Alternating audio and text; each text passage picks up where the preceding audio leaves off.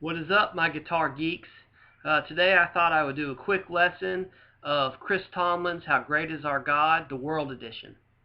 And so if you are playing at a church or in a worship band and your church decides to have like a mission emphasis Sunday or kind of like a world culture type emphasis on a Sunday, this can be a really cool song for your church to do because it has so much that you can incorporate or you don't have to incorporate. So if you play in a praise band, you've probably played this song several times already at least. You're familiar with the song, you know how it kind of goes, but this version is a little different, and I'm just going to go over the different chord shapes as the lead guitar player that you can incorporate into the song that comes straight off the Passion version of this song. So first up, let's show you the intro parts, and then I'll show you different chords or different ways to play the same chords that as the song grows, you can start adding these different parts, if that makes sense. So first off, I'm using a little bit of overdrive, I'm using a little bit of reverb, I'm using a little bit of delay with my DD20, and this is what my guitar is going to sound like.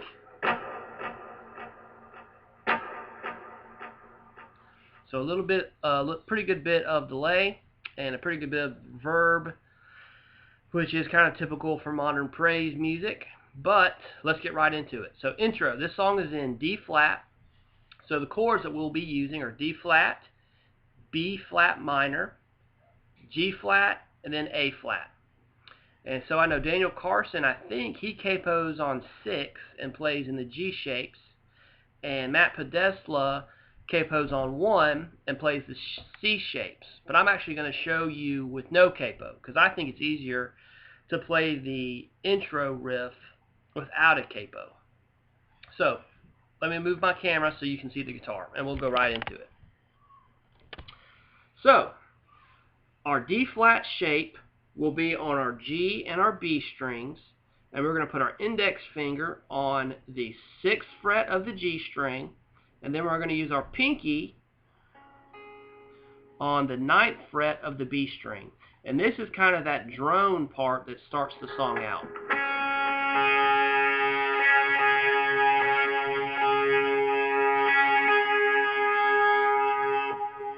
So that's kind of the part that drones. And the part that really makes this version of the song stand out is our little, the note bending part.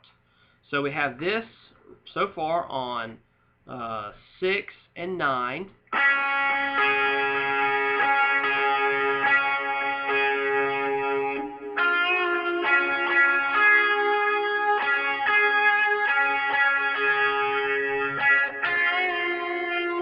So it's that bend there that kind of sets this version apart from the other versions.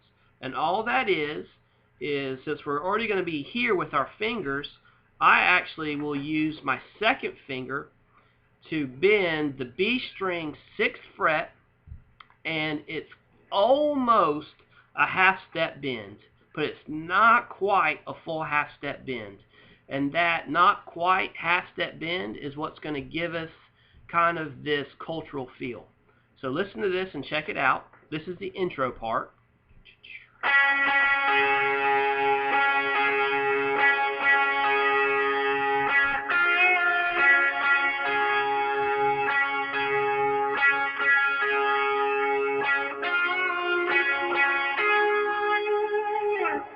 And so that part keeps going, and of course with the full band, with the keys and a little bit of rhythm on the drums, that's going to sound pretty cool. And so now I want to show you some movements that we can do with our fingers to incorporate the chord changes in the verse or in the chorus, or if you want to play this part of the song. So for the D flat, we can just do this. Right? And then when it changes to that 6 minor, or in our case our B flat minor, all we're going to do is I'm going to take my ring finger and put it on our D string 8th fret.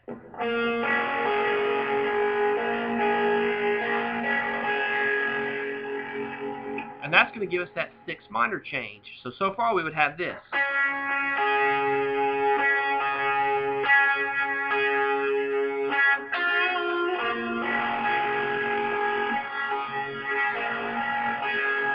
Right? And so now we go to our 4, which in this case would be our G flat. And so what I'm going to do is I'm going to add my ring finger again to the 9th fret of our A string. And so that's a pretty good stretch. So this is what this would sound like. We would have this.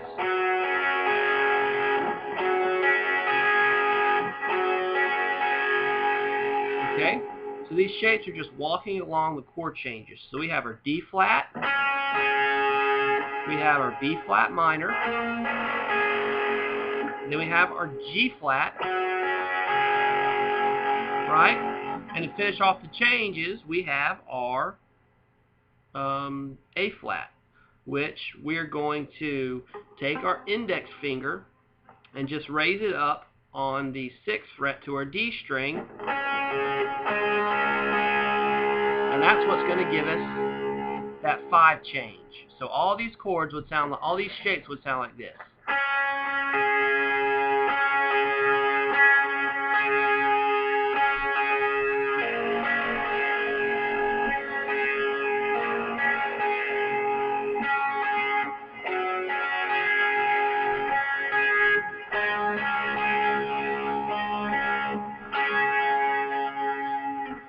So those are some shapes you can use. And then if you decide to bring up the dynamics kind of another step, I'm just going to show you some simple triad chords that you can kind of that you can use. So for the D flat, I usually just stay on this shape. And what I'll do is, so I'm playing 6 on the G, 9 on the B, and then 9 on the E.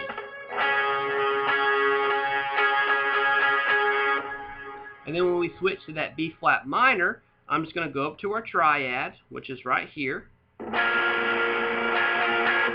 So now I'm playing index finger. I'm hitting that 8th fret on the D string, 10th fret on the G string, 11th fret on the B string, and then 9th fret on that skinny E string.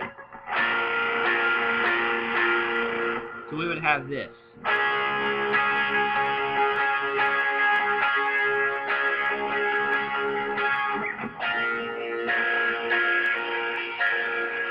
Right? And then for that G flat, all I'm going to do is take my G-shaped triad and just move it down a step for the G flat, which is going to be 4th fret on the D string, and then 6th fret G string, and then 7th fret B string. That's our G flat. And then for our A sharp, or A flat, I'm sorry, all we're going to do is move that up a whole step. And that would be D fret, 6th fret, G string, 8th fret, B string, 9th fret. And that'll put us right back in our position to hit that 1, which is our D flat. So I hope this helps. And let me just play that intro for you again, which starts on the G string and the B string. So 6th fret, 9th fret.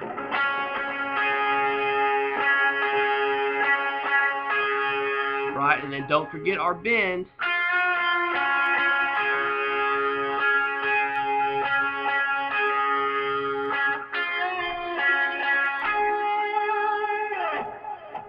So I hope this helps. Thanks for watching.